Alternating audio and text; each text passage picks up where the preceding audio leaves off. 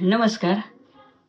आज आपण बघतो प्रत्येक घरामध्ये भाऊ असतात, पण वाटणीवरून काहीतरी त्यांच्यामध्ये वाद होत असतात. अशाच प्रकारे एका गावामध्ये दोन भाऊ राहत होते. एकाचं नाव राम आणि एकाचं नाव श्याम.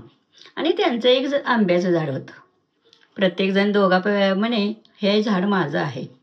दोघांच्यामध्ये भांडणं सुरू झाली. आता भांडणं काही नवीन नाहीत, पण भावाभावात भांडणं सुरू झाली की हे झाड माझं आहे आणि दुसरा म्हणे हे झाड माझं आहे. आता ह्याच्यामध्ये निर्णय कसा घ्यायचा, ह्याच्यामध्ये कशा प्रकारे म्हणजे सांगितलं पाहिजे हे कोणाचं आहे. ह्याचा जो वाद आहे तो बिरबलाकडे गेला. दोघांनी पण ठरवलं आपण बिरबलाकडे जाऊया. दोघेही बिरबलाकडे गेले आणि बिरबलांना त्यांनी हे सांगितले की राम म्हणे आंब्याचं झाड माझं आहे, श्याम म्हणे आंब्याचं झाड माझं आहे. आता प्रश्न असा होता की बिरबल पण लगेच सांगू शकत नव्हता की कोणाचं झाड आहे. त्यामुळे त्याने एक युक्ती केली आणि त्यानं सांगितलं की असं करा, आंब्याला जे आंबे आलेले आहेत ते सर्वांनी काय करा, दोघांनीही काढा आणि समान वाटून घ्या. त्याप्रमाणे या दोघा भावांनी आंबे सर्व काढले आणि समान वाटून घेतले.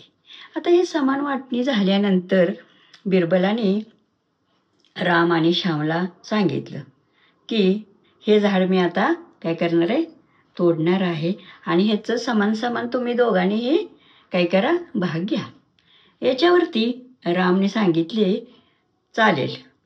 त्यानं कसलाही विचार केला नाही आणि एकदम सांगितले की चालेल, करा ह्या झाडाचे 2 भाग आणि ते आम्हाला.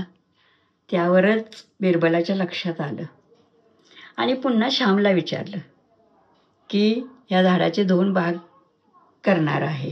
पण श्याम दुःखी झाला. श्यामला ते आवडलं नाही. का आवडलं नसेल, तर 2-3 वर्ष सलग श्यामनं त्या झाडाचे संगोपन केलं होतं. त्याला पाणी घातलं होतं, खाद्य घातलं होतं, त्याचं म्हणजे संगोपन त्यानं व्यवस्थित केलं होतं आणि ते झाड मोठं केलं होतं आणि कुठं त्याला मग परत फळं आली होती. त्यामुळे तो तयार झाड तोडायला झाला नाही आणि हेच बिरबलाच्या लक्षात आलं आणि बिरबलाने बरोबर विचार करून हे झाड कोणाचं आहे हे पटकन सांगितलं. तर हे झाड श्यामचं होतं हे लगेच लक्षात आलं आणि खरा मालक कोण आहे हे पण सर्वांच्या समोर निदर्शनास आलं. तात्पर्य काय असतंय की कितीही माणसाने लपवालपवी केली, हे माझं हे तुझा नाही असं जरी म्हटलं तरी पण खरा जो मालक आहे त्याला मनापासून कुठंतरी काहीतरी कष्ट केलेलंच उमगतं आणि त्याच्या चेहऱ्यावर ते दिसून येतं. अशाच प्रकारे श्यामनं झाड तोडू दिलं नाही आणि बिरबलाच्या लक्षात आलं आणि मग बिरबलाने सांगितलं की हे झाड श्यामचं आहे. म्हणजे खरा तो निर्णय त्याने दिला. तात्पर्य काय ह्याच्यातून की जो खरा मालक आहे